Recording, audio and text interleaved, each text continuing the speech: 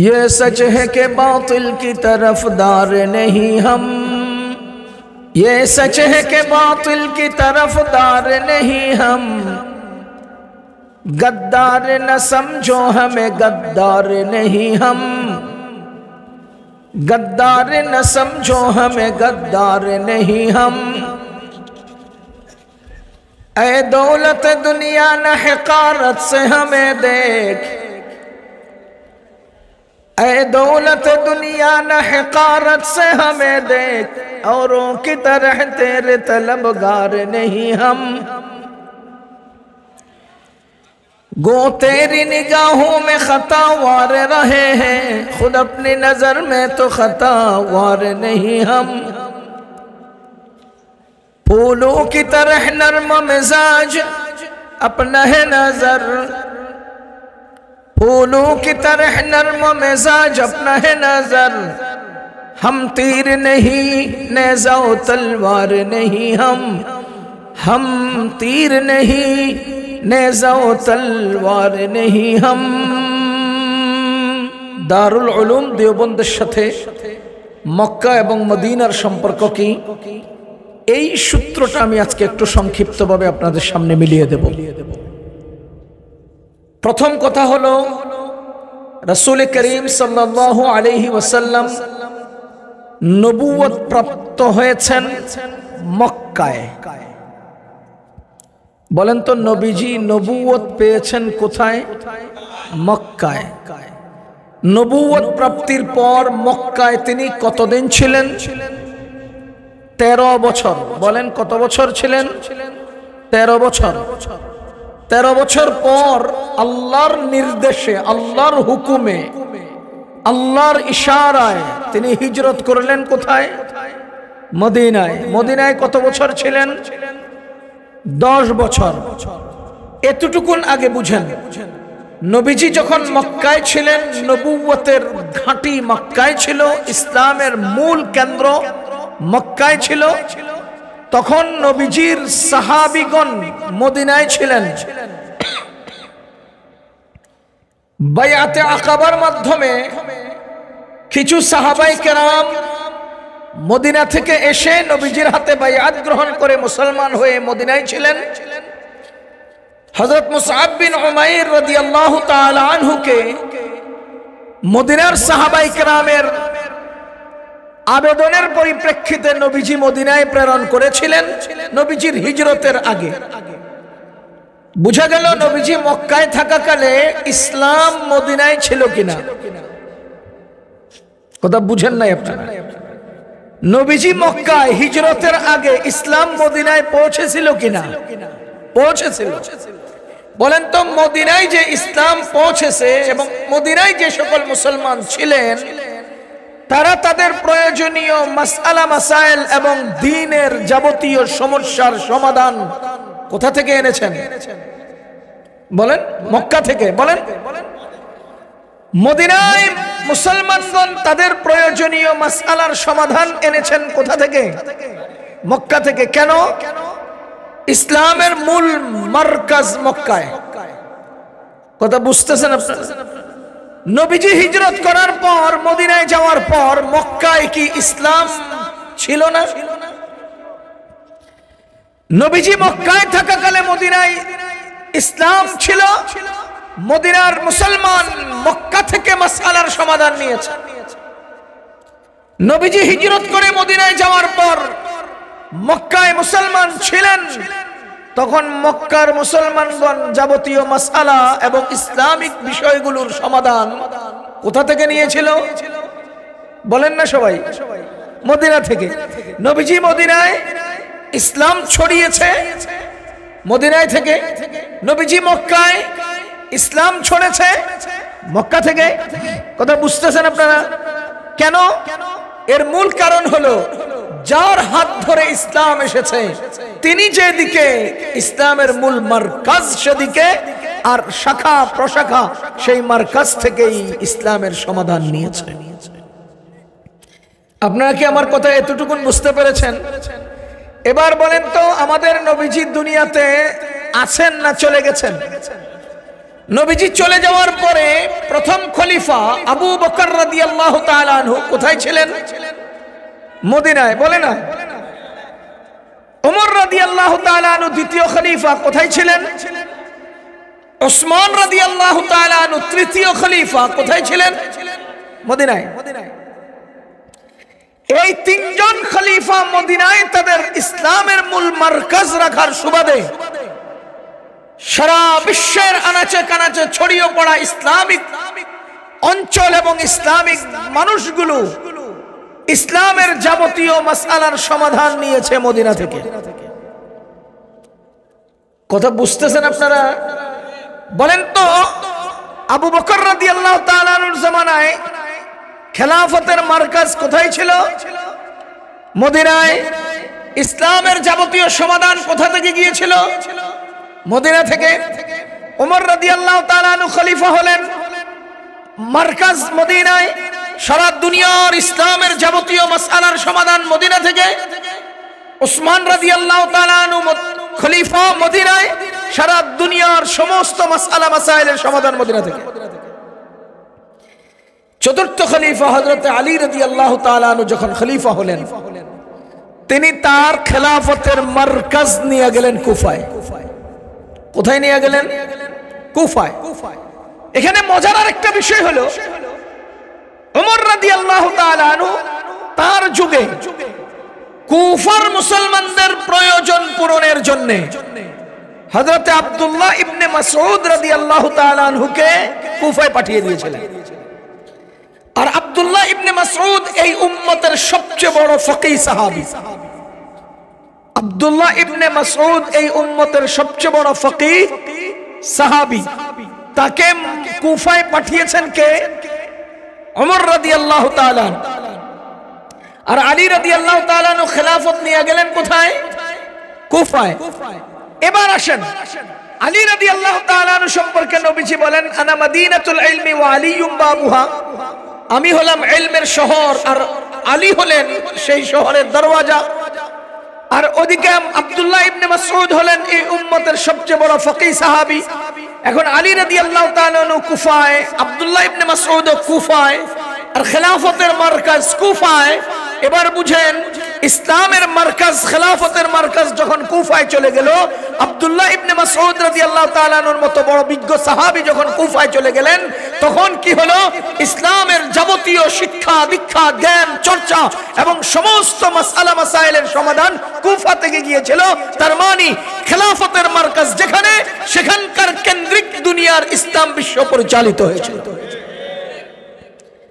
এবার বলেন তো, নবীজি মক্কায় থাকাকালে মদিনার ইসলামের সমাধান কোথা থেকে গিয়েছে?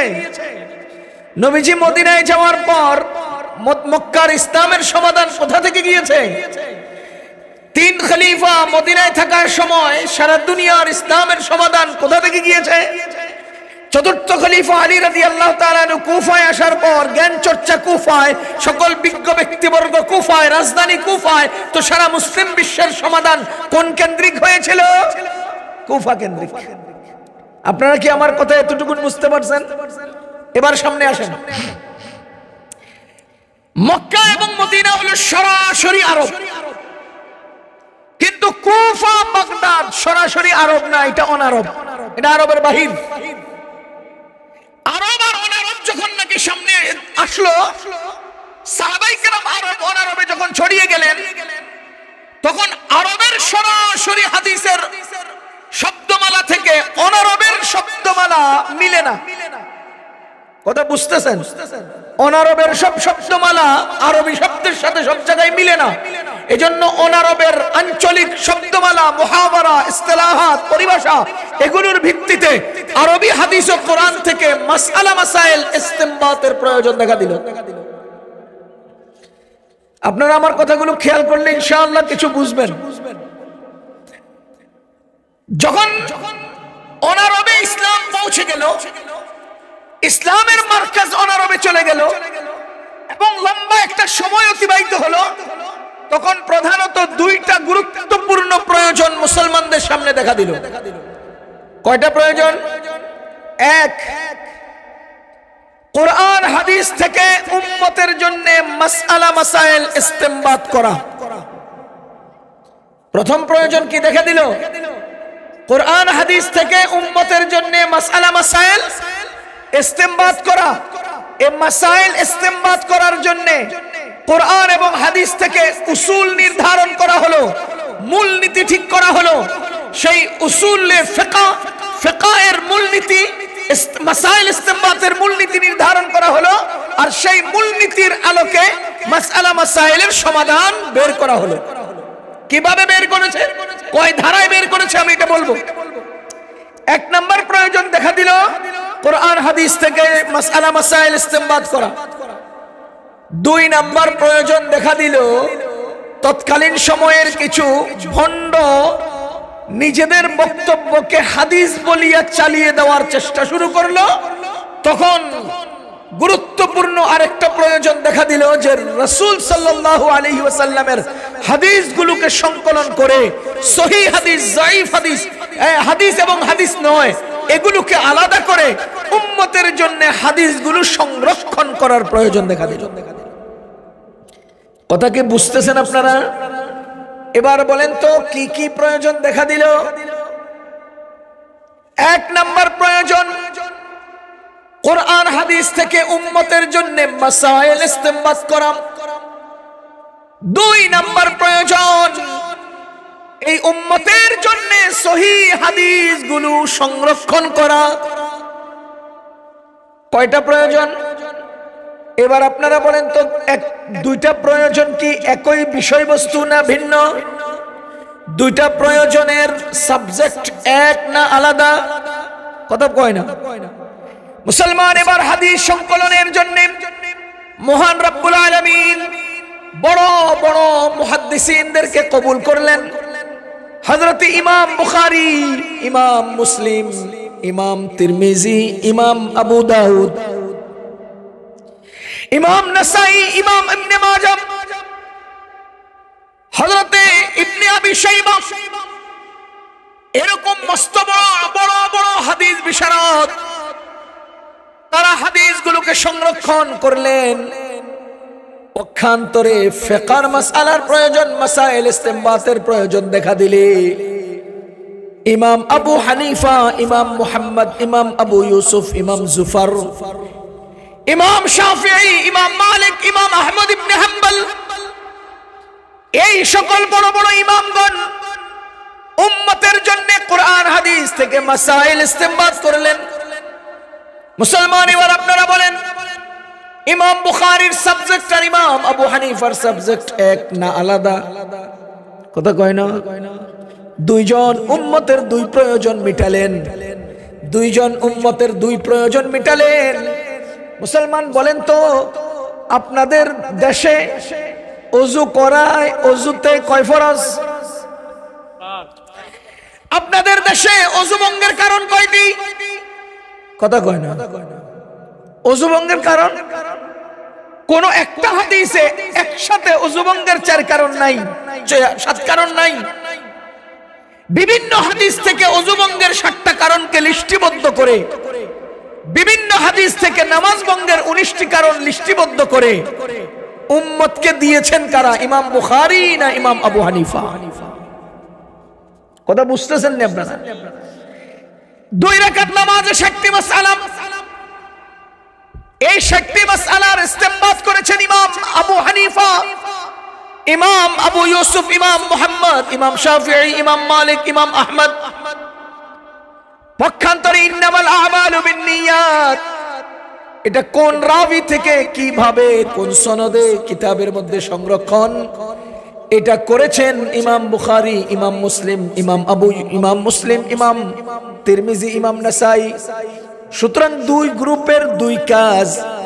আপনি যদি প্রশ্ন করেন যে ইমাম মুহাম্মদ হাদিসের কিতাব কোনটা লিখেছে, আমি বলবো ইমাম বুখারী ফিকহের কিতাব কোনটা লিখেছে। কথা বুঝতেছেন না আপনারা?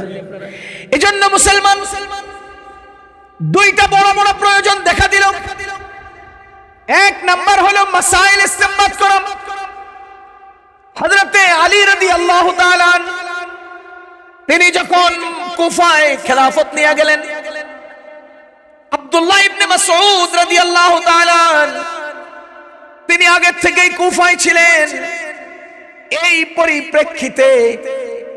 পরিপ্রেক্ষিতে আল্লাহর মেহেরবানি দীর্ঘ 700 বছর, কত শত, আরে কথা কয় না, দীর্ঘ 700 বছর সারা মুসলিম বিশ্ব কুফা কেন্দ্রিক পরিচালিত হয়েছে। কতশো বছর। হে মুসলমান বুঝেন, যখন নাকি অনারবে ইসলাম পৌঁছে গেল, খেলাফতের মার্কাজ কুফায় চলে গেল, তখন ইসলামের মাসআলা মাসাইল ইসতিমবাতের প্রয়োজন দেখা দিল, তখন উসুলে ফিকহের প্রয়োজন দেখা দিল। আর এই প্রয়োজন মিটানোর জন্য আল্লাহর মেহেরবানিতে উসুলে ফিকহ বা ফিকহের ধারা দুই দিক থেকে দুইটা ধারা চালু হয়ে গেল। ফিকহের দুইটা ধারা চালু হলো। কয়টা ধারা? আমার ছাত্র ভাইদেরকে আমার কথাগুলো খেয়াল করে শোনার অনুরোধ জানাচ্ছি। পরবর্তীতে মাসাইল ইসতিমবাতের ধারা দুইটা চালু হয়ে গেল। একটা ধারাকে বলা হয় হিজাজি চিন্তাধারা, আর একটা ধারাকে বলা হয় ইরাকি চিন্তাধারা। একটাকে কোন ধারা? হিজাজি, আর একটা ইরাকি। ও মুসলমান, ইরাকি চিন্তাধারায় যেহেতু হযরত আব্দুল্লাহ ইবনে মাসউদ রাদিয়াল্লাহু তাআলা তিনি আফকাহু উম্মতি, এই উম্মতের সবচেয়ে বড় ফকিহ সাহাবী, আর তিনি ছিলেন কুফায়। আলী রাদিয়াল্লাহু তাআলা আনহু কুফায়। সেখান থেকে একটা ফিকহের উদ্ভব হলো, যে ফিকহের মূল ছিলেন আব্দুল্লাহ ইবনে মাসউদ রাদিয়াল্লাহু আনহু। আব্দুল্লাহ ইবনে মাসউদের ছাত্র হযরত ইব্রাহিম নাখাই রাদিয়াল্লাহু তাআলা তিনি কুফা কেন্দ্রিক ইসলামী বিশ্বের প্রধান মুফতি ছিলেন। তারপরে হযরত হাম্মাদ ইসলামী বিশ্বের প্রধান মুফতি ছিলেন, ফকিহ ছিলেন। মুসলমান, হযরত হাম্মাদের ইন্তেকালের পর সেই জায়গায় কে বসবেন, কাকে ইসলামী বিশ্বের প্রধান ফকিহ এবং মুফতি বানানো হবে? তৎকালীন সময়ের সকল উলামায়ে কেরাম পরামর্শ করে ওই হাম্মাদের চেয়ারে তার ছাত্র ইমামে আজম আবু হানিফা রাহিমাহুল্লাহকে স্থান করে দিয়েছে। ইমাম আবু হানিফা রাহমাতুল্লাহি আলাইহি আব্দুল্লাহ ইবনে মাসউদের দায়িত্ব পেয়েছিলেন ইব্রাহিম নাখাই। ইব্রাহিম নাখাইয়ের দায়িত্ব পেয়েছিলেন হযরত হাম্মাদের দায়িত্ব পেয়েছিলেন ইমাম আজম আবু হানিফা। ও মুসলমান বুঝেন, ইমাম আবু হানিফা রাহমাতুল্লাহি আলাইহি 40 জন বিজ্ঞ ফকিহ আলেমকে সাথে নিয়ে একটা বোর্ড তৈরি করেছেন।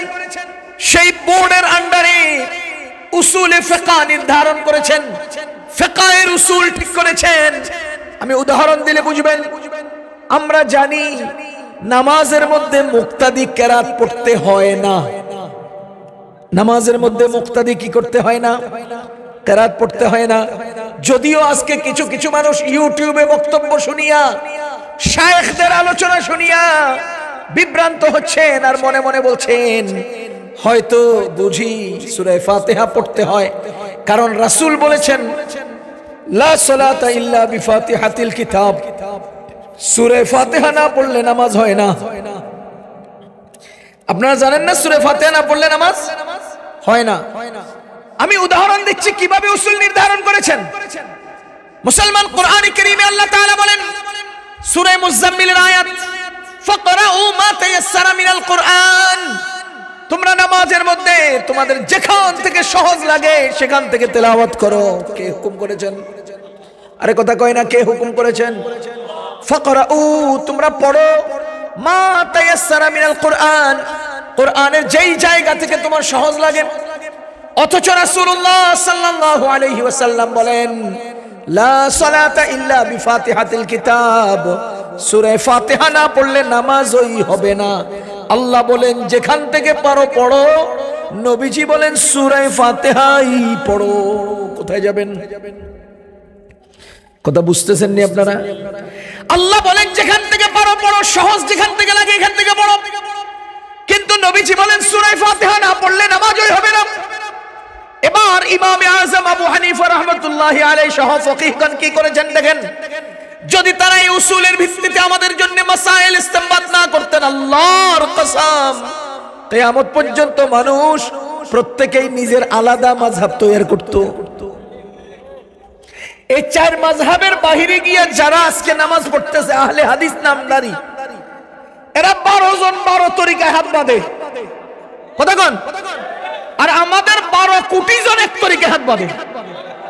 যারা মাযহাবের ভেতরে আছে এরা 12 কোটি জন এক তরিকায় নামাজ পড়ে, আর এরা 12 জন 12 তরিকায় নামাজ পড়ে। যদি এই মাযহাব দুনিয়াতে আল্লাহ না দিতেন তো 12 কোটি জন 12 কোটি তরিকায় নামাজ পড়তেন, তখন আর স্বতন্ত্র ইসলামের কোনো কানুন থাকতো না, পাগল হয়ে যেতাম সব।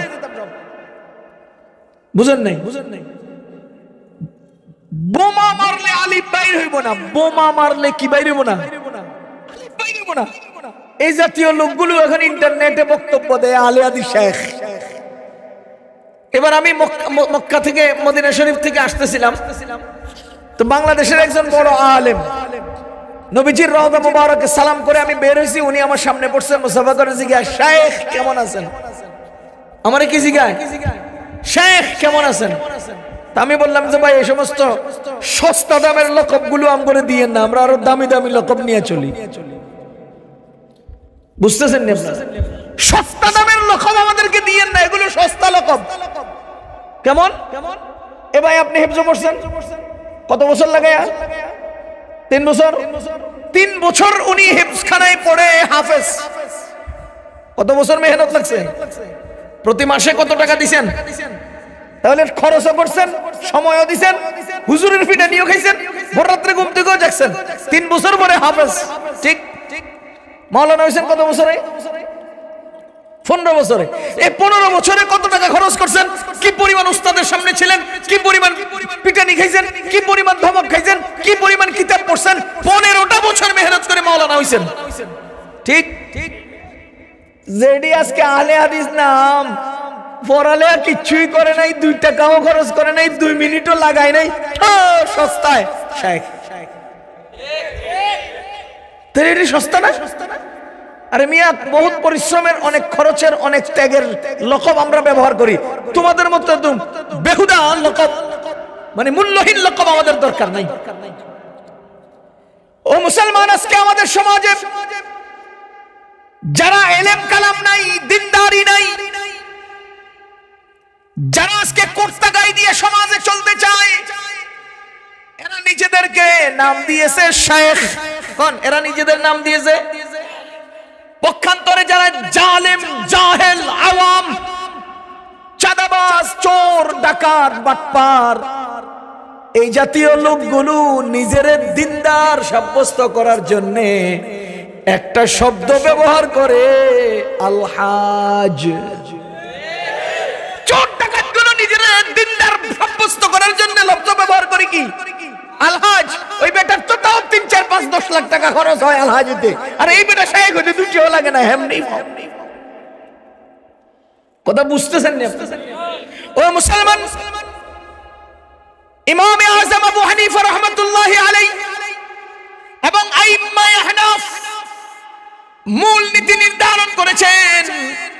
কোরআনের আয়াত ফাকরাউ মা তায়াসসারা মিনাল কোরআন। খেয়াল করেন, তোমরা কোরআনের যেখান থেকে সহজ লাগে পড়ো। এই আয়াতটাকে এখানে রাখলেন।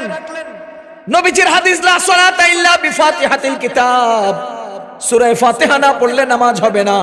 এই হাদিসটা এই পাশে রাখলেন। এই 2 জিনিসকে সামনে রেখে ওনারা এখানে 3টা উসুল নির্ধারণ করলেন। কয়টা উসুল? 1 নম্বর উসুল, কোরআনে কারীমের অকাট্য নির্দেশ। আমরে হাজির দ্বারা যদি আল্লাহ কোনো হুকুম করেন, এই অকাট্য নির্দেশ দ্বারা সাব্যস্ত বিধানকে বলা হয় ফরজ। বলেন, কোরআনের অকাট্য নির্দেশ দ্বারা সাব্যস্ত বিধানকে কি বলা হয়?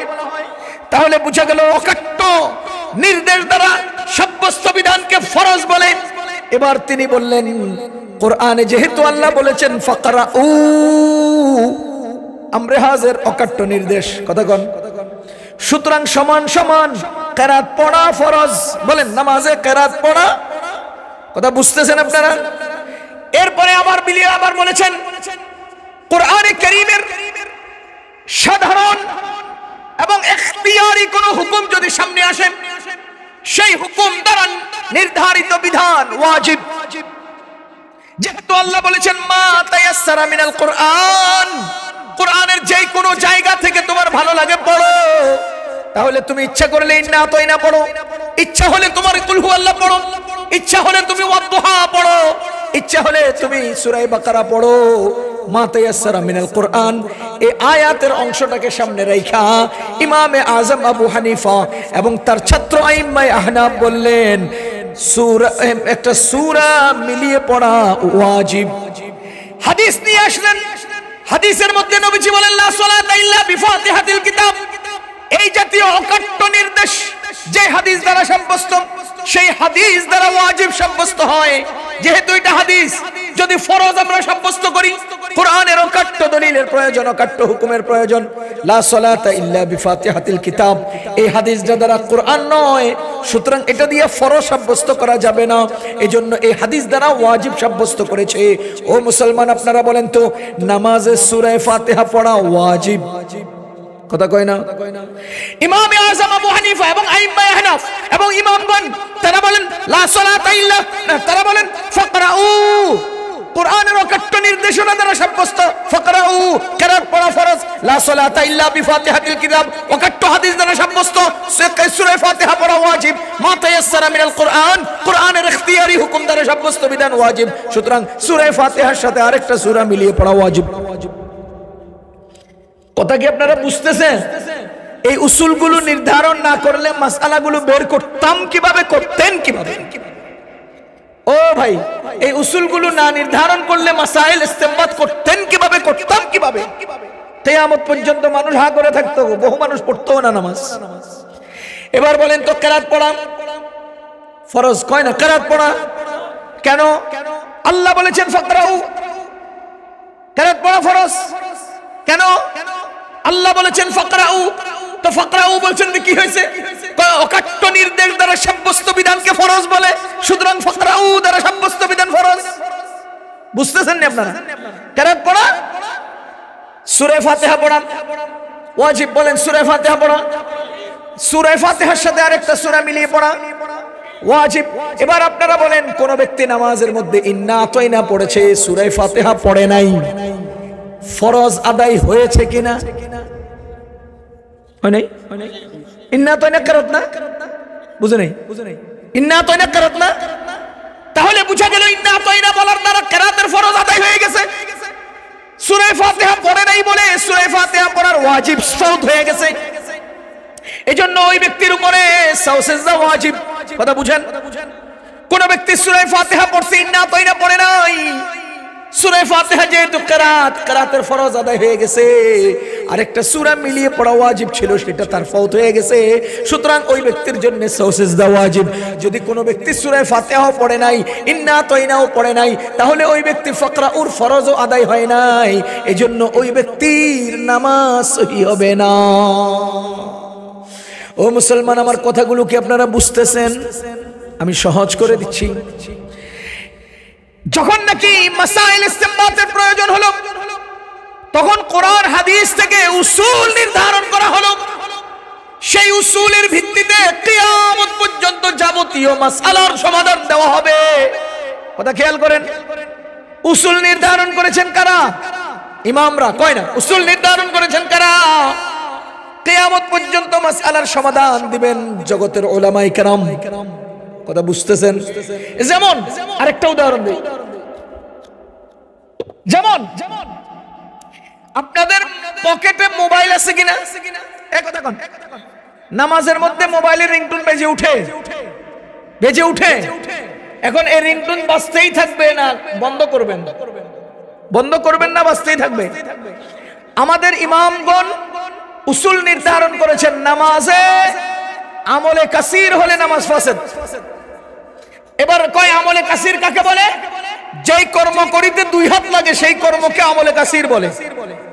আর কি কোন ব্যক্তি 1 হাত দিয়ে 3 তাসবিহের উপরে কোন কর্মে লিপ্ত থাকলে সেটাকে আমলে কাসির বলে। আরো কোন উদাহরণ, কোন তারিফ? হ্যাঁ, এমন কোন কর্মে লিপ্ত হওয়া যা দূরবর্তী কেউ দেখলে তাকে নামাজি মনে করে না, এই জাতীয় কর্মে যদি সে লিপ্ত হয় তো এটাকে আমলে কাসির বলে। কথা বুঝতেছেন? তাহলে বুঝে গেল এর চেয়ে ছোট কাম আমলে কাসির না। এখনকার ফকিহগণ, এখনকার মুফতিগণ, ইমামে আজম এবং ইমাম মুহাম্মদ ইমাম আবু ইউসুফ রাহমাতুল্লাহ আলাইহি সে আমলে কাসিরের উসুলের ভিত্তিতে আমাদেরকে ফতোয়া দিয়েছে, কোন ব্যক্তির নামাজে যদি নামাজরত অবস্থায় মোবাইলের রিংটোন বেজে ওঠে তবে সে 1 হাত ব্যবহার করে কিছুক্ষণের মধ্যে যদি রিংটোনটাকে অফ করে দিতে পারে তবে এতটুকুন কর্মে আমলে কাসির না হওয়ার কারণে তার নামাজ ফাসাদ হচ্ছে না। বলেন তো আজকের এই মোবাইলের রিংটোন অফ করার মাসআলা আমি দিয়েছি, হুজুর দিয়েছেন, উনি দিয়েছেন, নাকি ইমামে আজম আবু হানিফার উসুলের ভিত্তিতে দেওয়া হয়েছে? সুতরাং আইম্মায়ে আহনাফের নির্ধারিত উসুলের ভিত্তিতে দেওয়ার কারণে কিয়ামত পর্যন্ত আমাদের এই ফতোয়াগুলো সব হানাফি মাযহাব। কথা বুঝতেছেন আপনারা? ও মুসলমান, আমি আমার মূল কথায় যাই। ইরাকি চিন্তাধারা, আরেকটা হলো হিজাজি চিন্তাধারা। বলেন একটা কি? ইরাকি চিন্তাধারা, আরেকটা হলো হিজাজি চিন্তাধারা। মজার কথা খেয়াল করেন, ইরাকি চিন্তাধারা এর প্রথম ইমাম হলেন ইমামে আজম আবু হানিফা। বলেন প্রথম ইমামকে? ইরাকি চিন্তাধারার ইমাম হলেন ইমাম আবু হানিফা। তারপরে আরো অনেক ইমামগণ ছিলেন মুজতাহিদ ইমাম। ইরাকি চিন্তাধারার আরো অনেক ইমাম ছিলেন। ইমাম আবু ইউসুফ মুজতাহিদ ইমাম, স্বতন্ত্র মাযহাবের ইমাম। ইমাম মুহাম্মদ স্বতন্ত্র মাযহাবের ইমাম। ইমাম জুফর স্বতন্ত্র মাযহাবের ইমাম। সুফিয়ান সাউরি স্বতন্ত্র মাযহাবের ইমাম।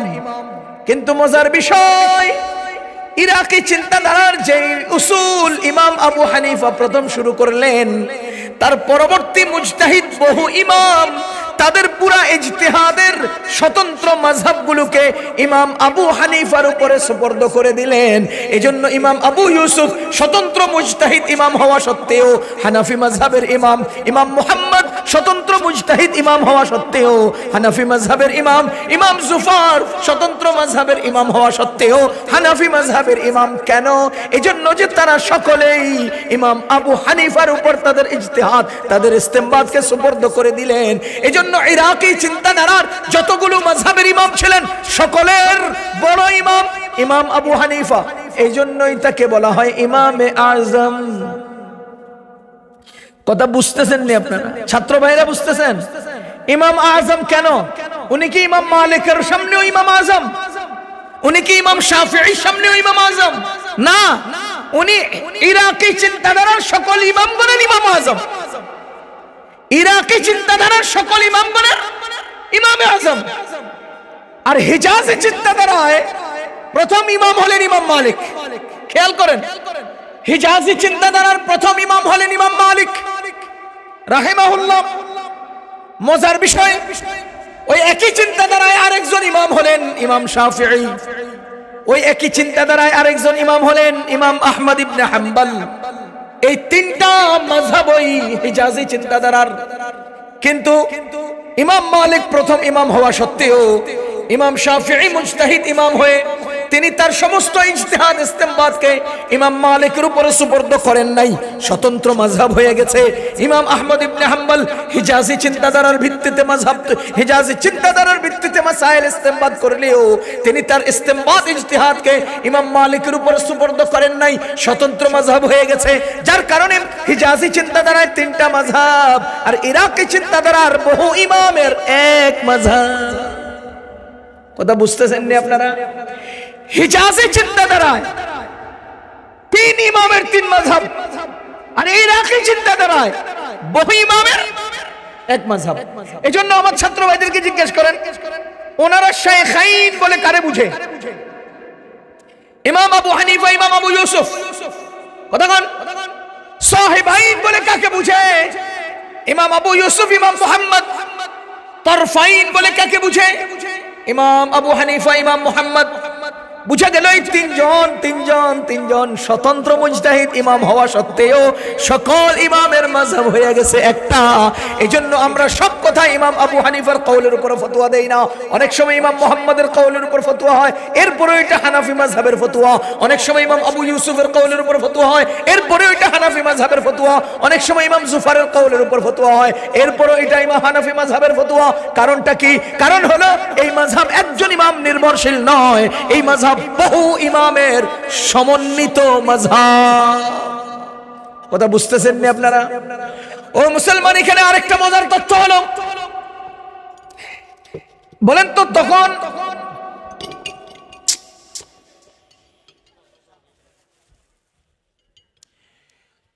দীর্ঘ 700 বছর কুফা থেকে ইসলামী বিশ্ব পরিচালিত হয়েছে।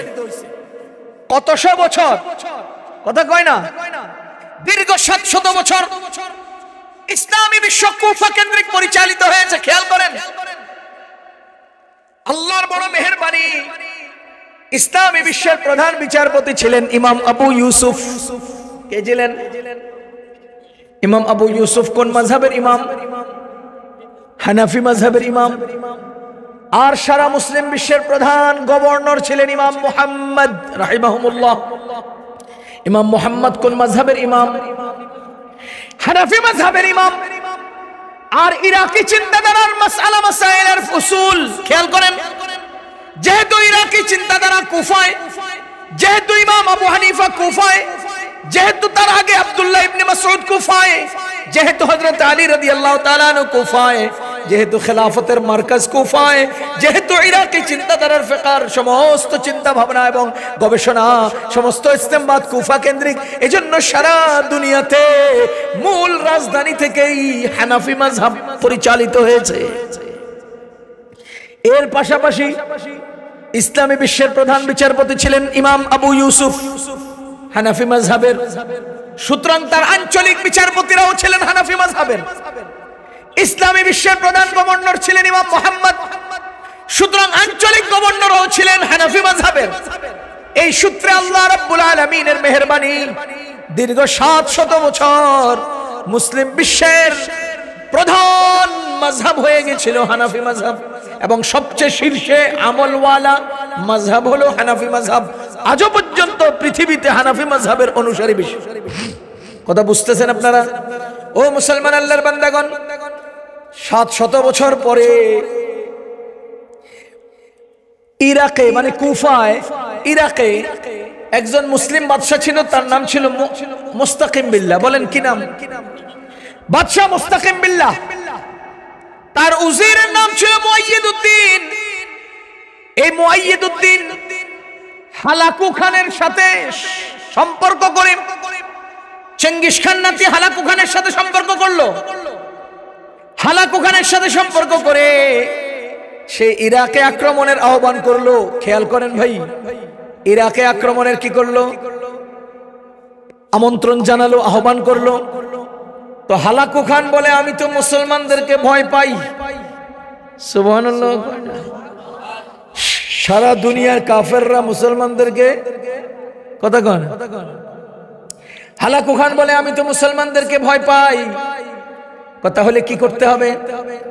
আক্রমণ করতে হলে, তোমাদের দেশ দখল করতে হলে তোমাদের দেশের ভিতরে বড় বড় কয়েকটা কাজ করতে হবে।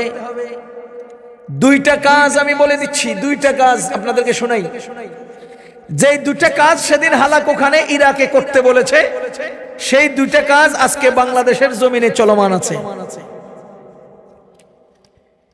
1 নাম্বার, হালাকু খান বুদ্ধি দিল, তোমাদের ইরাকের সেনাবাহিনীকে দুর্বল করে দাও। এ ভাই, সেনাবাহিনীকে কি করে দাও? সেনাবাহিনী কারে কয় জানেন? সেনাবাহিনী বহিরাগত আক্রমণ ঠেকিয়ে দেশের অস্তিত্ব রক্ষার সৈনিকদেরকে বলে। বহিরাগত আক্রমণ ঠেকিয়ে দেশের অস্তিত্ব রক্ষায় আন্দোলন করে যারা, যুদ্ধ করে যারা, তাদেরকে সেনাবাহিনী, বিমান বাহিনী, নৌবাহিনী বলে। কথা বুঝতেছেন? আর সীমান্ত যারা পাহারা দেয় তাদেরকে বিডিআর, বিজিবি বলে বাংলাদেশের পরিভাষায়। আর আভ্যন্তরীণ অনিয়ম উশৃঙ্খলতা রক্ষা করে সমাজের শান্তি শৃঙ্খলা বহাল রাখে যারা, তাদেরকে আইন শৃঙ্খলা রক্ষাকারী বাহিনী অথবা পুলিশ, র্যাব, আনসার, বিডিবি বলে। কথা বুঝতেছেন? এই তিন গ্রুপের যে কোনো একটা গ্রুপ যদি দুর্বল হয়ে যায় তো দেশের অস্তিত্ব সংকটে পড়ার সম্ভাবনা দেখা দেয়। আমাদের বাংলাদেশের বিডিআর বিদ্রোহের মাধ্যমে বাংলাদেশের সেনাবাহিনীর শক্তি কমানো হয়েছে। ৭১-এর যুদ্ধে যা ক্ষতি হয় নাই, ২০০৯ সালের বিডিআর বিদ্রোহে তার চেয়ে 1000 গুণে ক্ষতি হয়েছে বাংলাদেশে। হালাকু খানের স্কিম, হালাকু খানের সেই পরিকল্পনা, কথা বুঝতেছেন আপনারা? আপনারা দেখলে দেখেন, না দেখলে নাই, আমাদের চোখে দেখি কিন্তু আমরা বলতে পারি না, বুঝি, কিছু বলা যায় না। 2 নাম্বার হালাকু খান পরিকল্পনা বাস্তবায়নের প্রস্তাব করল। মুসলিম বিশ্বে ইরাকে জনগণে আর প্রশাসনে যুদ্ধ লাগায় দাও, ঝগড়া ঝাঁটিতে লিপ্ত করে দাও। জনগণে আর প্রশাসনে যুদ্ধ লাগলে কি লাভ হবে? প্রশাসনে জনগণের প্রতি অনুরাগী হয়ে জনগণের হেল্প আর সহযোগিতায় আসবে না, আর জনগণের প্রশাসন দ্বন্দ্ব লাগলে প্রশাসনের দুর্দিনে জনগণ তাদের সহযোগিতায় আসবে না। কথা বুঝতেছেন? আস্থাহীন হয়ে যাবে, অনীহা তৈরি হবে। তাহলে এটা বাস্তবায়ন করবো কিভাবে? দেখেন, আমরা ইতিহাসে পড়েছি বাস্তবায়নের পদ্ধতিটা কি দিল, যে জনগণ থেকে তুমি 100 টাকা ট্যাক্স দাও, সে 100 টাকাকে আগামী মাস থেকে 200 টাকা ট্যাক্স বানাও। তার মানে একাত্রে 100% ট্যাক্স বৃদ্ধি করো। আর যিনি প্রতিনিয়ত ট্যাক্স উসুল করতে যায় তাকে সরিয়ে পুলিশকে ট্যাক্স উসুলের জন্য পাঠাও। যখন নাকি 100 টাকার ট্যাক্স 200 টাকা একাত্রে পুলিশের চাইয়ে বসবে, তখন পুলিশের সাথে জনগণের তর্ক হবে। এই তর্ক আস্তে আস্তে বাড়তে থাকবে, বাড়তে বাড়তে এটা জনগণ আর প্রশাসনের দ্বন্দ্বের একটা কারণ হয়ে দাঁড়াবে। ওরে মুসলমান, বাংলাদেশে আজকে জনগণ প্রশাসনের যুদ্ধ আপনারা সকাল থেকে সন্ধ্যা পর্যন্ত কয়েকবার দেখতেছেন। আজকে যদি কোন জনগণ কোন কাউকে ঘৃণা করে তো আমার মনে হয় ওদেরকেই করে। তাহলে এই যে অনীহা তৈরি হওয়া, আস্থাহীনতা তৈরি হওয়া, একজন অন্যজনের জন্য এগিয়ে না যাওয়া, গণধোলাইতে কোনো পুলিশ যদি আক্রান্ত হয় আমার মনে হয় না এলাকার কেউ হেরে বাঁচাতে যাবে, এরকম একটা অনীহা তৈরি হয়ে গেছে। আবার সাধারণ জনগণে যদি মারামারি করে, পুলিশ দূর থেকে তাকায় তাকায় তামাশা দেখে আসে না কেন? এদের প্রতি আস্থা নাই, ওদের প্রতি আস্থা নাই। কথা ঠিক নেই?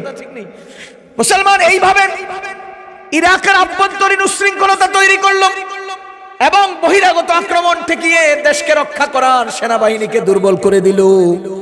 এরপরে হালাকু খান ইরাকে আক্রমণ করলো। আপনারা জানেন, ইরাকে আক্রমণ যখন করেছে, বাদশাহ মুস্তাকিম বিল্লাহকে জীবন্ত অবস্থার মধ্যে ঢুকাইয়া, জীবিত অবস্থায় গাছের মধ্যে ঝুলাইয়া, এরপরে চারিদিক থেকে জুতা দিয়া পিটাইয়া এই জীবন্ত মানুষটার হাড্ডি গুড্ডি চূর্ণ বিচূর্ণ করিয়া একটা গোশতের দলায় পরিণত হয়ে গিয়েছিল।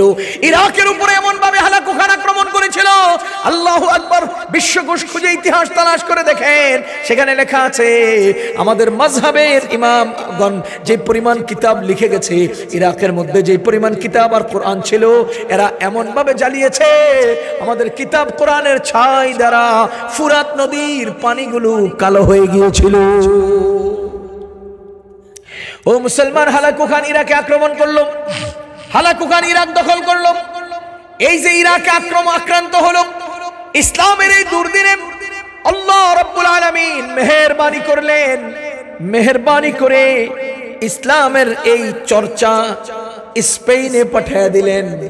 তখন ইসলামের এই চর্চা কোথায় চলে গেল? কথা কয় না, স্পেনে চলে গেল। আল্লাহর কসম, পৃথিবীর ইতিহাস বলতে বাধ্য, সারা দুনিয়ার সমস্ত সভ্যতা স্পেনের মুসলমানদের কাছে ঋণী, সারা দুনিয়ার সমস্ত গবেষণা স্পেনের মুসলমানদের কাছে ঋণী। ইমাম কুরতুবীর কবর স্পেনে এখনো আছে, কর্দোবার সেই মসজিদ এখনো প্রমাণ করছে স্পেন ছিল সর্বোচ্চ ইসলাম চর্চার জায়গা, স্পেন ছিল সর্বোচ্চ জ্ঞান বিজ্ঞান চর্চার জায়গা, স্পেন ছিল সর্বোচ্চ সায়েন্স চর্চার জায়গা। সেই স্পেনের মুসলমান দীর্ঘ 500 বছর ইসলাম চর্চা করেছে। সারা বিশ্বের মুসলমান স্পেন কেন্দ্রিক পরিচালিত হয়েছে। আল্লাহু আকবার কাবীরা। মুসলমানদের আভ্যন্তরীণ কুন্দল, রাজনৈতিক অদূরদর্শিতা, বিলাসিতা, সৌদি আরবের মোহাম্মদ বিন সালমানের মতো এই সমস্ত পাগলামি ছাগলামি, এই সব কিছু করার কারণে দীর্ঘ 500 বছর পরে স্পেনের একজন রাজা, রাজা ফার্ডিন্যান্ড, তার সাথে আছিল রানী ইসাবেলা। এই দুইজনের সুদূর পরিকল্পনায় খ্রিস্টানদের দ্বারা আক্রান্ত হয়ে মুসলমান কুণ্ঠাসা হয়ে গেছে। তখন রাজা ফার্ডিন্যান্ড ঘোষণা দিয়েছে, ও মুসলমান, তোমরা যদি তোমাদের মসজিদে আশ্রয় গ্রহণ করো তোমাদেরকে নিরাপত্তা দেওয়া হবে, আর বাহিরে সমুদ্রের পাড়ে বড় বড় জাহাজ রাখা আছে, তোমরা যদি সেই জাহাজে আরোহণ করো তো তোমাদেরকে নিরাপদ জায়গায় পাঠিয়ে দেওয়া হবে। আল্লাহু আকবার। এখনো পর্যন্ত স্পেনের সেই ঘটনার পরিপ্রেক্ষিতে এপ্রিল ফুল পালন করা হয়। এপ্রিল মাসের প্রথম তারিখে সমস্ত মসজিদের মধ্যে আগুন লাগাইয়া পেট্রোল বোমা ঢেলে আগুন লাগিয়ে সব মুসলমানদেরকে পুড়িয়ে ছাই করে দেওয়া হয়েছে, এবং সেই জাহাজে আরোহী মুসলমানদেরকে জীবন্ত পানিতে ডুবিয়ে শালীল সমাধি করা হয়েছে। মুসলমান সেই দিন যে স্পেনে মুসলমান আক্রান্ত হয়েছিল, স্পেনের মুসলমানরা আক্রান্ত হয়েছিল, সেই সময় যে ইসলাম একটুখানি দুর্বল হয়ে গিয়েছিল, সেই সময় ভারতবর্ষের একজন মুঘল সম্রাট ছিল বাদশাহ আকবর। ভারতবর্ষের মুঘল সম্রাটের নাম কি ছিল? বাদশাহ আকবর। আল্লাহু আকবার। বাদশাহ আকবরে করলো কি? এই ইসলামের দুর্দিনে দুর্বলতার ফাঁকে সে খ্রিস্টানদের কিছু পণ্ডিত, ইহুদিদের কিছু পণ্ডিত, হিন্দুদের কিছু পণ্ডিত, মুসলমানদের কিছু গাদ্দার পণ্ডিত, এদেরকে জমা করে প্রত্যেক ধর্মের সহজ সহজ বিষয়গুলোকে একত্র করে নতুন একটা ধর্ম আবিষ্কার করলো, যে ধর্মের নাম দিল দ্বীন এলাহি। যে ধর্মের নাম কি দিল? যে ধর্মের নাম দিল দ্বীন এলাহি। দ্বীন এলাহি আবিষ্কার করে সে এটাকে পরিচালনার জন্য একটা স্বতন্ত্র ক্যালেন্ডারও বানাইলো। বলেন একটা কি বানাইলো? মুসলমান বুঝেন, একটা তথ্য বুঝেন, বুঝেন বুঝেন দুনিয়া পরিচালনার জন্য ঈসাই ক্যালেন্ডার রাসূল সাল্লাল্লাহু আলাইহি ওয়াসাল্লামের জন্মের 570 খ্রিস্টাব্দ আগ থেকে চালু। এজন্য এটাকে আমরা 2023 সাল বলি। এজন্য আমরা এটাকে কি বলি? 2023 সাল। আর দ্বিতীয় নম্বর ইসলামিক কার্যক্রম পরিচালনার একটা ক্যালেন্ডার আছে, যেটাকে আমরা হিজরি ক্যালেন্ডার বলি, যেটা রাসূল সাল্লাল্লাহু আলাইহি ওয়াসাল্লামের হিজরতের মাধ্যমে পরিচালিত, যার বর্ষ আজকে 1444। কথা বলেন। কিন্তু এর পাশাপাশি আমাদের কাছে আরো একটা ক্যালেন্ডার আছে, যে ক্যালেন্ডারটা বাংলা ক্যালেন্ডার নামে আমরা চিনি। যে ক্যালেন্ডারটা কি ক্যালেন্ডার নামে চিনি? বৈশাখ, জ্যৈষ্ঠ, আষাঢ়, শ্রাবণ, ভাদ্র, আশ্বিন, কার্তিক নাম দিয়া 12টা মাস দিয়ে স্বতন্ত্র একটা ক্যালেন্ডার বানাইছে। এটার মধ্যে 1429 কেমনে হয়, এটা 1429 কেমনে হয়, হিজরি 1443-44 হইলো, আর ঈসা আলাইহিস সালামের জামানা থেকে চালু হওয়া সেটা হয়ে গেল 2023। এটা 1429 কেন? 1400 করতে গাইলো। ওই যে বাদশাহ আকবরে ইসলামিক ক্যালেন্ডার হিজরি সনের সাথে মিলিয়ে স্বতন্ত্র ক্যালেন্ডার চালু করেছে। ইসলামের হিজরি সেদিন যা ছিল, এই বাংলা সন সেদিন তাই ছিল। কিন্তু মজার বিষয় হলো ইসলামিক বর্ষগুলো একটু ছোট হওয়ার কারণে আর বাংলা বর্ষটা একটু লম্বা হওয়ার কারণে বাংলাটা পিছনে রয়ে গেল আর ইসলামিক ক্যালেন্ডারটা সামনে চলে গেল। এজন্য 1444 আর এটা 1429, না হলে 1400 আইলো করতে। এটা বাদশাহ আকবরের বানানো। কোন ধর্ম পরিচালনার জন্য? কথা কয় না? দ্বীন এলাহি পরিচালনার জন্য। এবার দেখেন হিজরি সনের প্রথম দিন আছে না নাই? কথা কয় না? হিজরি বর্ষের পহেলা তারিখ আছে না নাই? কোন উদযাপন? কোন উদযাপন? কিন্তু ইংরেজি সনের প্রথম ডেটে 31st নাইট উদযাপন হয় কিনা? ওই বাদশাহ আকবরের পচা গান্দা এই সনের প্রথম তারিখে পহেলা বৈশাখ নামক নষ্টামি আছে না নাই? কথা বুঝতেছেন? ঈসাই খ্রিস্টাব্দের প্রথম তারিখে শরীয়ত নাই, এজন্য সেখানে গার্লফ্রেন্ড নিয়ে ঘুরে যায় বলেই তারা ওটা উদযাপন করে। আর বাংলা খ্রিস্টাব্দের প্রথম দিনে শরীয়ত নাই, এজন্য সেখানে 2 নম্বরই করা যায় বলে সেটা উদযাপন করে। আর পহেলা মুহররমে শরীয়ত আছে, এজন্য তারা যা ইচ্ছা তা করতে পারে না। এজন্য আরবি সনের হিসাব করে না, বাংলা আর ইংরেজির হিসাব করে। কেন? ফুল দিতে পারবো, নষ্টামি করতে পারবো, ফাইজলামি করতে পারবো। কথা বুঝতেছেন না আপনারা? বাদশাহ আকবরের সেই দ্বীন এলাহির মোকাবেলে ভারতবর্ষের অন্যতম একজন মহান পণ্ডিত, মহান ব্যক্তি, মহান আলেম, যার নাম ছিল শেখ আহমদ সিরহিন্দি, যার নাম ছিল শেখ আহমদ সিরহিন্দি, যাকে আমরা এক নামে মুজাদ্দিদ আল ফিসানি নাম জানি। তার নাম কি? শেখ আহমদ সিরহিন্দি। তাকে আমরা মুজাদ্দিদ আল ফিসানি জানি। মুসলমান মনে রাখবেন, মনে রাখবেন, যখন নাকি স্পেনে আক্রান্ত হলো তখন বাদশাহ আকবর নতুন ধর্মের আবিষ্কারের চেষ্টা করলো। মুজাদ্দিদ আল-ফিসানি হযরত আব্দুল হাই মুহাদ্দিস দেহলভী রাহমাতুল্লাহি আলাইহি, আপনি গুগলে সার্চ দিয়ে দেখেন মুজাদ্দিদ আল-ফিসানি কাকে বলে, যে বাদশাহ আকবরের দ্বীন ইলাহির ভণ্ডামির বিরুদ্ধে আন্দোলন করেছেন তাকেই মুজাদ্দিদ আল-ফিসানি বলে। তিনি একটা চেতনা লালন করতেন, তিনি একটা জন আগুন জ্বালিয়ে দিয়ে গেছেন সেই দ্বীন ইলাহির মোকাবেলে ভারতবর্ষের মুঘল সম্রাটের বিরুদ্ধে একটা আগুন যে জ্বালিয়ে দিয়েছেন সেই আগুনটা পুরো ভারতবর্ষে ছড়িয়ে পড়েছে। তার ফলশ্রুতিতে মুজাদ্দিদ আল-ফিসানির পরবর্তীতে ভারতবর্ষে শাহ ওলিউল্লাহ মুহাদ্দিস দেহলভী রাহমাতুল্লাহি আলাইহি, তার পরবর্তীতে শাহ আব্দুল আজিজ মুহাদ্দিস দেহলভী যখন ইংরেজরা এই দেশ দখল করে নেয় তখন শাহ ওলিউল্লাহ শাহ আব্দুল আজিজ মুহাদ্দিস দেহলভী ইংরেজদের মোকাবেলে যুদ্ধ করাকে ফরজ করার দেন। 1806 খ্রিস্টাব্দে এইভাবে এলান করেন। 1831 খ্রিস্টাব্দে বালাকোটের ময়দানে শাহ আহমদ শহীদ, শাহ ইসমাইল শহীদরা রাজা রঞ্জিত সিং এর বিরুদ্ধে যুদ্ধ করতে গিয়ে তাহাজ্জুদরত অবস্থায় শাহাদাত বরণ করেন। ও মুসলমান, 1857 খ্রিস্টাব্দে হযরত কাসেম নানতবী রাহমাতুল্লাহি আলাইহি সহ সারা দুনিয়ার মুসলমানদের একটা, সারা ভারতবর্ষের মুসলমানদের গণ আন্দোলন হয় যাকে আজাদি আন্দোলন বলে, যাকে আজাদি আন্দোলন বা গণ আন্দোলন বলে। ওই বছরই শামিলিতে একটা যুদ্ধ হয়েছিল, যে যুদ্ধের নেতৃত্ব দিয়েছিলেন কাসেম নানতবী, যে যুদ্ধে হাফেজ জামিন শহীদ হয়েছিলেন, সেই শামিলির যুদ্ধ হয়েছিল। শাহ আব্দুল আজিজ মুহাদ্দিস দেহলভী রাহমাতুল্লাহি আলাইহি সেই ফতোয়ার ভিত্তিতে আমি স্পষ্ট করতে চাই, সব মুজাদ্দিদ আল-ফিসানি তার ধারাবাহিকতায় হযরত শাহ ওলিউল্লাহ মুহাদ্দিস দেহলভী, তারপরে আব্দুল আজিজ মুহাদ্দিস দেহলভী, আব্দুল গনি মুহাদ্দিস দেহলভী, এই ধারাবাহিকতায় তাদেরই ছাত্র আল্লামা কাসেম নানতবী, যখন কাসেম নানতবীর সাথে রশিদ আহমদ গঙ্গুহি রাহমাতুল্লাহি আলাইহি ছিলেন, হযরত হাজী ইমদাদুল্লাহ মুহাজির মক্কি রাহমাতুল্লাহি আলাইহি ছিলেন, সেই যুদ্ধে তারা প্রাথমিক বিজয়ী হলেও তাদের ঐক্যবদ্ধ ক্ষমতা এবং অস্ত্রশস্ত্রের যোগান না থাকার কারণে তারা আর ইংরেজদের বিরুদ্ধে কোনো অবস্থান গ্রহণ করতে পারে নাই। ও মুসলমান আল্লাহর বান্দাগণ, আল্লাহু আকবার কাবীরা।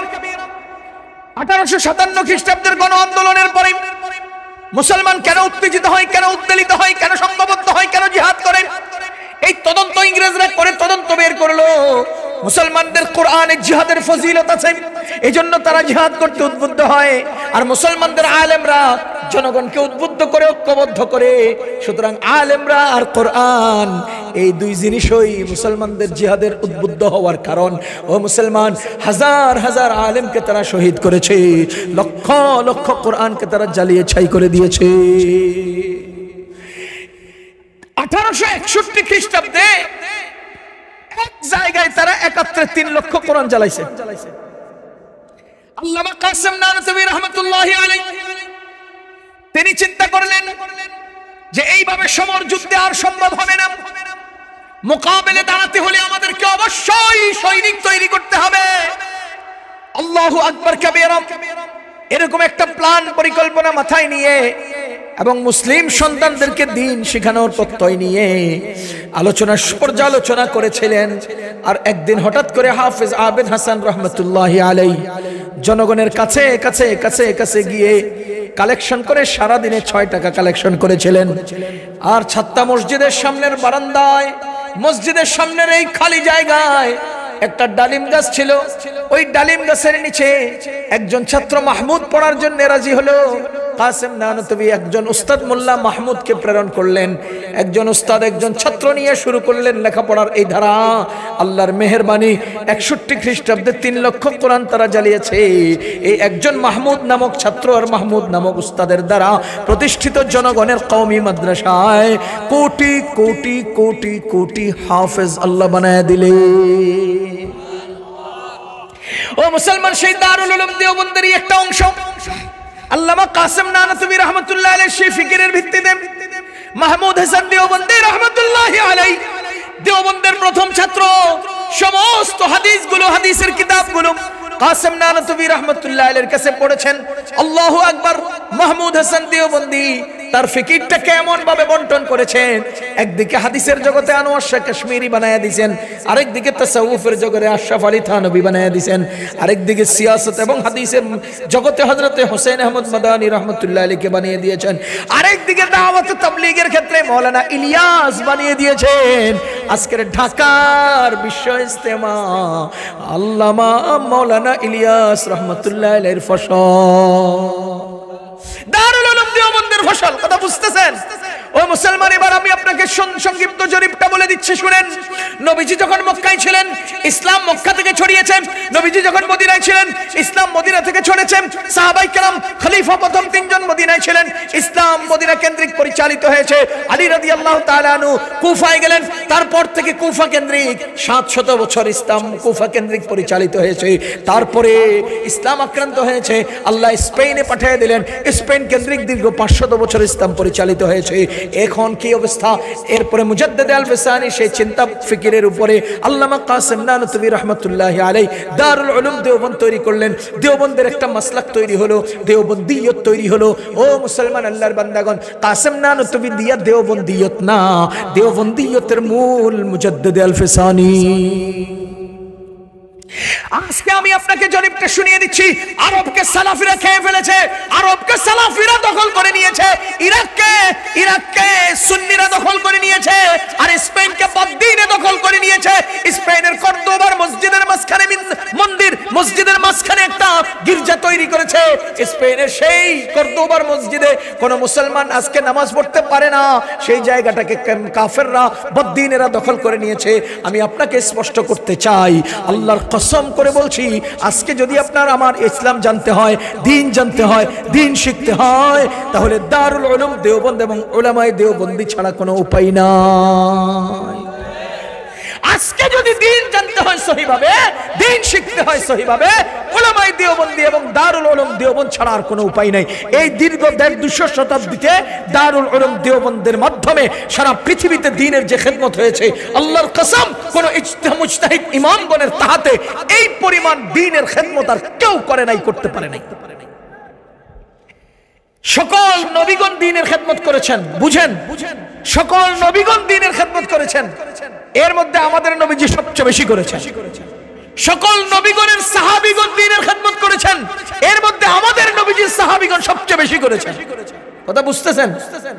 এরপরে সাহাবীগণের পরে আইম্মায়ে মুজতাহিদিন দ্বীনের যা খেদমত করেছেন, কিয়ামত পর্যন্ত আর কেউ এই পরিমাণ করতে পারে নাই, অতীতেও কেউ করতে পারে নাই। সাহাবীগণের পরে আইম্মায়ে মুজতাহিদিন যা খেদমত করেছে, কত বছর? 1300-1350 বছর আগে ইমাম আবু হানিফা রাহমাতুল্লাহি আলাইহি দুনিয়া থেকে চলে গেছে। আজও আমাদের প্রত্যেকটা কিতাবে কালা আবু হানিফা, কালা আবু হানিফা, কালা আবু হানিফা। কত শো বছর থেকে তার খেদমত আমরা মাথায় বহন করি, বুকে বহন করি, আমাদের ওযুতে ব্যবহার করি, নামাজে ব্যবহার করি, পেশাব পায়খানায় ব্যবহার করি, আমাদের এক একটা লোকমাতে তার কওল, তার ফতোয়া ব্যবহার করি। এত খেদমত পৃথিবীতে আর কেউ করতে পারে না।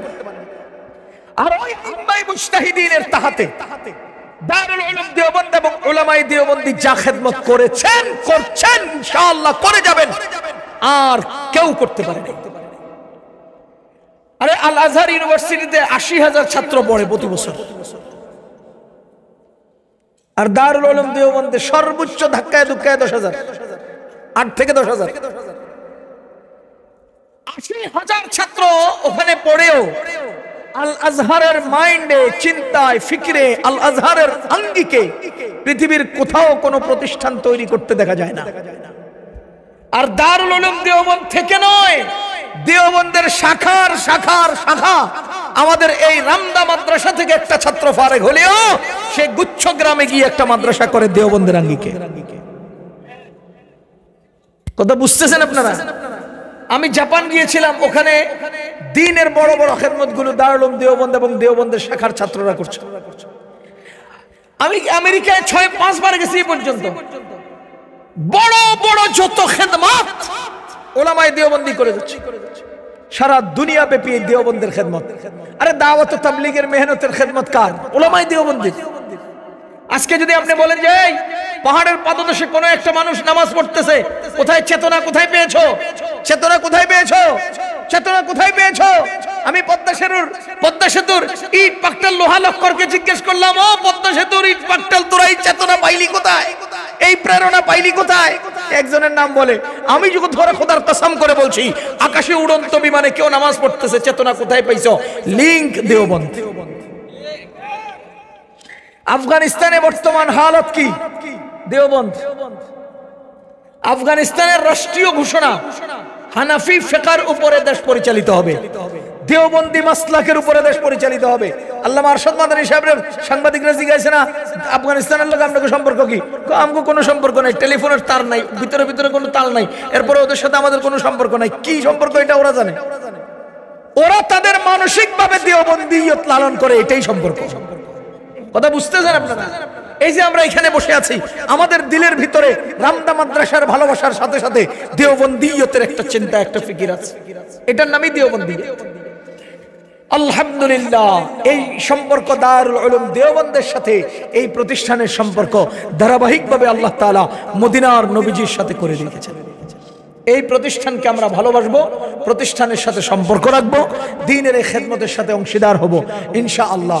আল্লাহ রাব্বুল আলামিন আমাকে, আমাদের সবাইকে সর্বোপরি সব জায়গায়, সব ক্ষেত্রে দ্বীনের খেদমত করার তৌফিক